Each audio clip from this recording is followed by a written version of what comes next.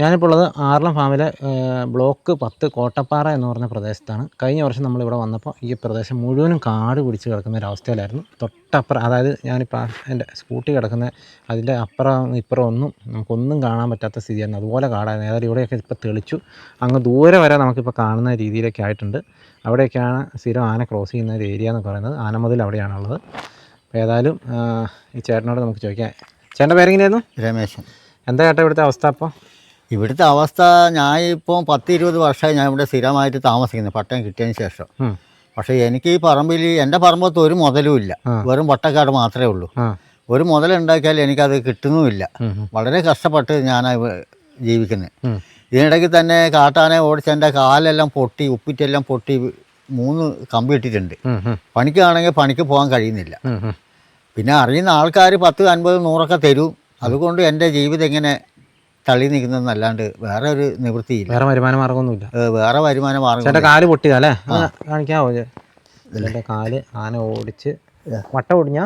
ഈ ഉപ്പുറ്റി പൊട്ടി വിട്ടുപോയതാ. ഓ, ഇതുണ്ടോ? ഇതിൻ്റെ അത് കമ്പിയുണ്ട്. എത്ര കമ്പിയുണ്ട്? 3 ഇപ്പുറത്തെ സൈഡിലും ഉണ്ടല്ലേ? 2 സൈഡിലും കമ്പിയുണ്ട് കേട്ടോ. 4 ചോക്കണം. എങ്ങനെ ഈ മനുഷ്യൻ പിന്നെ ഒരു പണിക്ക് പോലും പോകാൻ പറ്റാത്ത? ചേട്ടനിപ്പോൾ എത്ര വയസ്സായി? എനിക്ക് 59 വയസ്സായി. 59 വയസ്സായി. അപ്പോൾ ഇപ്പോൾ ജോലിക്കൊന്നും പോകാൻ പറ്റുന്നില്ല? ഇല്ല, ഇപ്പോൾ ജോലിക്കൊന്നും പോകാൻ. മറ്റുള്ള ആളുകൾ സഹായിച്ചിങ്ങനെ പോവാം. ഇവിടെ കറണ്ടും ഇല്ലല്ലേ? കറണ്ടും ഇല്ല. അതെന്താ കറണ്ട് കിട്ടാൻ എന്താ തടസ്സം? കറണ്ട് കിട്ടാൻ പിന്നെ എനിക്ക് അവിടെ എന്തോ TC ആയിട്ട് അടക്കാനുണ്ട്. നിവൃത്തിയില്ല എന്നെ കൊണ്ട് അടക്കാൻ. പിന്നെ BPL സർട്ടിഫിക്കറ്റും വേണം, ഓണൽ സർട്ടിഫിക്കറ്റും വേണം. BPL സർട്ടിഫിക്കറ്റ് ഒന്ന് എൻ്റെ മോളെ കൊണ്ട് ഞാൻ എടുത്തു തന്നു. ഇനിയിപ്പോൾ ഓണൽ സർട്ടിഫിക്കറ്റും കൂടി അക്ഷയയിൽ പോയി അപേക്ഷ വെച്ചെങ്കിൽ അത് കിട്ടും.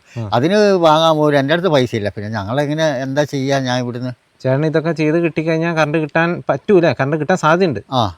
നമുക്ക് ആ പൈസ അടച്ചാൽ കഴിഞ്ഞാൽ കിട്ടൂലേ? അത് കിട്ടും.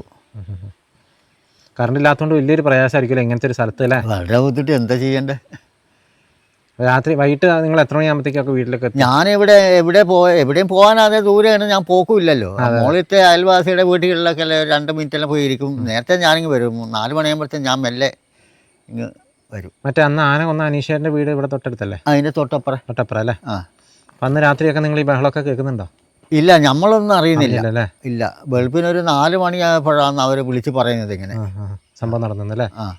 പക്ഷെ നിങ്ങൾക്ക് അങ്ങോട്ട് പോകാനും പറ്റുമല്ലോ? പോകാനും പറ്റില്ല. ആ മുഴയാനയൊക്കെ ഈ ഭാഗത്തേക്കൊക്കെ വരുന്നുണ്ട്.